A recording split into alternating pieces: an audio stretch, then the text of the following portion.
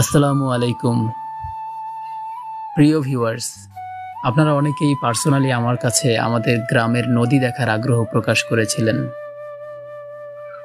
এই হলো আমাদের গ্রামের নদী। নদীর নাম কীর্তিনাশা। নদীটি পদ্মা নদীর সাথে সংযুক্ত।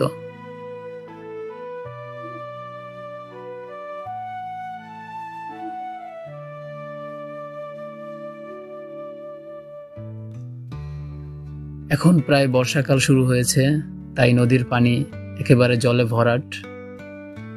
বর্ষা যত আরো গভীর হবে, নদীর পানি আরো বেড়ে মাঠঘাট সব তলিয়ে যাবে।